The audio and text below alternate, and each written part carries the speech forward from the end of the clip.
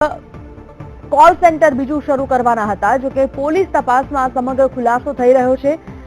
કૌભાંડમાં મહિલા સહિત 3નો રોલ હોવાનું અત્યારે પ્રકાશમાં આવતા પોલીસ આ મામલે હવે કડક કાર્યવાહી કરવાના મૂડમાં જણાઈ રહી છે। તો સ્થાનિક પોલીસની રહેમ નજર હોવાની પણ આશંકા સેવવામાં આવી રહી છે। એક મહિલાનો રોલ પણ આ સમગ્ર કોલ સેન્ટર કૌભાંડ મામલે સામે આવ્યો છે। કૌભાંડમાં અન્ય 3ની સંડોવણી પણ બહાર આવી છે। પલક મકવાણા આ વિષય પર માહિતી સાથે ફોન લાઈન પર જોડાઈ ગયા છે। પલક, ચાંદખેડા કોલ સેન્ટર મામલે ખુલાસાઓ સામે આવ્યા છે, કેવા પ્રકારના અને મહિલાનો રોલ સામે આવ્યો છે, શું માહિતી? જી ચોક્કસથી સંજીવની, જે રીતે ડીસીપી ઝોન 2 દ્વારા જે ચાંદખેડામાં કોલ સેન્ટર ચાલતું હતું તેના પર રેડ કરવામાં આવી હતી।